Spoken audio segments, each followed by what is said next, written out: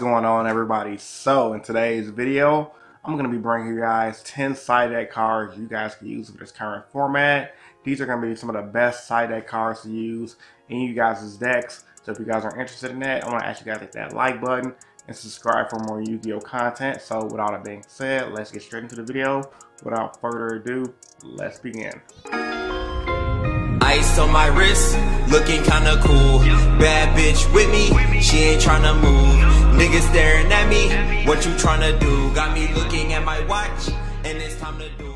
With Cyber Dragon. So Cyber Dragon is a very powerful card to use in your side deck for today's meta, simply due to the fact that back then we only had Cyber Dragon, Chimera Tech over Dragon, which allows you to contact fuse with any machine. So it was perfect for machine matchups. In today's day and age, Konami released Chimera Tech Mega Fleet Dragon. Now what Mega Fleet Dragon allows you to do, same concept, you can contact fuse, but pretty much only with extra deck monsters in the extra deck zone, which is really powerful simply due to the fact that, one, you don't have to use Rod Spear Mode anymore, because Rod Spear Mode only took up 3 monsters. So if your opponent had 5 extra deck monsters on the board, hashtag U-Lock, you can only get rid of the main ones and try to combo out from there. And for 2, if they do have the U-Lock scenario set up, you can go Cyber Dragon, contact fuse with a lot of those, and potentially OTK your opponent. Cyber Dragon is a really powerful side deck card for this fact. Some players are even main decking it in this current format because Mega Fleet Dragon is just that good. So with that being said, I had to have it on the list at number 10. Number 9, Mind Crush. Mind Crush is a card I love. I freaking love Mind Crush because no matter what format you got, no matter what meta you have, it's a universal side deck card. Every deck searches, and heck, even if you're playing against a deck that don't search, I've played games in regionals and YCS where I set up a board and I knew if my opponent had Dark Hole or Raigeki on their following turn, I lose. That is their only out. So what I would do, set the Mind Crush, pass. On their turn, I would just Mind Crush them blindly, calling the only out that can beat my field. And guess what, guys? 9 times out of 10, it failed, but on the times it worked, I won, because if it didn't work, I was gonna win anyway. So Mind Crush could definitely be utilized that way. So that being said, I had to have on this number 9. Number 8, Inspect the Border. Now, Inspect the Border is a very powerful card as well. I hate to play against that card, to be honest with you. I believe it's a little unfair, but you know, in today's meta, it's kind of not. 2,000 body. We have on the board. If pretty much nobody controls extra deck monsters, nobody can pretty much summon extra deck monsters as long as it's on the board. Now today's meta, it gives decks like Sky Strikers, Gokis, easy to get rid of. He's really, pretty much not hard. All you gotta do have a Raigeki, Dark Hole, and Sky Strikers. They have their afterburner card to get rid of them. He mainly hurts the rogue decks like Heroes, the Monarch. He completely shuts off Domain Monarchs. Like, you literally have no outs to that deck, which is completely annoying. So, you know, just for him completely crapping on rogue decks and can stun out meta decks, I had to have him as number 8 because he's really good. Number 7, Shared Ride. Now, Shared Ride, another card I love for the current format, simply due to the fact that we don't have Maxi. So, Maxi last format was really good because, as you guys already know, it allows your opponent to stop spamming their monsters to the board, allowing you to keep hand advantage, and allowing you just to draw. So if they do try to take the Max C challenge, as we used to call it, and they didn't beat you, you had enough resources to beat them. Now with Shared Ride, it's the same concept because a lot of decks, Goki, Sky Strikers, Trick Stars, the list can go on, all rely heavily on searching. So Shared Ride is a really good card to play main deck and or side deck. In Monarchs back in 2016, it was a really heavily used card because it was secret rare, and the Monarch deck was known for searching. So with that being said, I like Shared Ride. It's very powerful, which is why it's on this list at number 7. Number 6, Effect Veiler. Now, this could be either Infinite Impermanence or Effect Veiler. Usually people who have Infinite Impermanence are main decking it, which is why I didn't make the list. But Effect Veiler is a side deck card that's very powerful. Arguably, Infinite Impermanence is better. I'll give you that. But the fact that Effect Veiler is a level 1, which gets you access to Link Kubo if you just stall out with them. He's a tuner, which gives you access to Synchroing, which can help you. And then outside of that, the simple effect of him being a budget card that allows you to negate monster effects. So budget, money.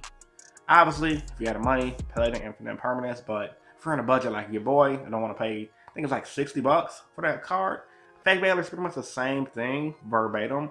You want to use it on your opponent's turn anyway, and you want to stop their monster. So, that being said, the fact that it's budget, it's versatile, because you can bring a Link Karibo if you're playing that type of deck, I have it on this list. Number 5, Dino Wrestler Pancatrops. Now, Dino Wrestler Pancatrops is another powerful card that I overlooked when I did my top 10 best cards of the most recent set, which is Soul Fusion, and it is so freaking good. So it's pretty much a Cyber Dragon, right? 2600 body, and you can tribute him during either player's turn to pop a card on the board. That's amazing, and once again, I can't believe I overlooked this card because of how good he is. The fact that you go special summon, tribute, pop, is just good. Allows you to outfield spells, allows you to outcard like Inspect the Border. 2600 body allows you to go, if your opponent has a field of 2 cards, you can go special summon him, run over one guy, pop the other guy, go. The fact that it's a quick effect, allowing you to use on your opponent's turn, allow you to stand out their board. It's just amazing. Get rid of back row. Overall, solid card. One of the best side deck cards we had in a while, which is why I had to make on this list. And before I move to the rest of the cards, 1 is not better than 10, 10 is not better than 1. Every card on this list is very solid, so I don't want you guys to think I'm just over-ranking certain cards, because honestly, Dino Wrestler Pancatrops is arguably the best card on this list. Number 4, Twin Twister. Now, Twin Twister made it to this list because a lot of people are not main decking it. Simple card effect. Pitch a card out your hand, destroy 2 spell and traps on board. It's versatile because it's a quick play spell. It allows you to pop 2 spell and traps on the board because people do like to run back row, like Ultra guys, like Trick Stars. You definitely want to do in phase, pop 2 back row when they have the reincarnation, so you don't get drove reincarnation on your following turn. I mean, really good card. You guys know what it does. It can help you unclog your hand. So that's like Monarchs. You need to get stuff to the graveyard to get your combos going. And in Heroes, it can help you out a lot. So, side deck Twin Twister is pretty much common. Everyone kind of knows that one already. If you guys do not, I think it's still a solid side deck card over things like MST and etc. Number 3, Red Reboot. Now, this is my least favorite card on this list, but results don't lie. It's a hand trap card. You pretty much can pay half your life points to activate it from your hand. You can negate a trap card your opponent activates, and then your opponent can set another card from their deck to the field. And so if you activate it while it's on your board, like you go first and set Red Reboot, you just negate their stuff for free, and they can set another one from their deck to the board. Or if your opponent's not playing a trap heavy deck, they just get a free negate. And the fact that you can use it from your hand is really good. This is mainly side deck for cards like Evenly Matched. You guys already know that card is utilizing a lot of rogue decks like what's the deck I'm looking for? Mermails and etc. So Red Reboot is good because it can be used on either player's turn. It's auto negate and it helps you not lose. So with that being said, like I said, least favorite card, I don't personally side deck it, but results don't lie. It's ran in the TCG and the OCG, so it has to be good. Number 2, Ghost Reaper Winter Cherries. And arguably, any of the Ghost cards could be fitted on this list. Number 2, Ash Blossom, Ghost Ogre. The reason why they're not on this list is because they're mainly main decked when they're ran, so I don't think they're side deck cards. But Ghost Reaper Winter Cherries is very good because against a Firewall heavy meta, against FTK formats that rely on Firewall Dragon. If you have a Firewall Dragon and you have a Ghost Reaper Winter Cherries, you can side deck that, use it on your opponent when they try to start their combos, reveal your Firewall Dragon, and now they can't FTK you. Same thing goes if you're playing against decks like ABC, Heroes, decks that rely on one specific extra deck monster to start comboing off. You really want to hit their resources early, and this card allows you to do that, which is why it made my top 10 side deck cards for this current format.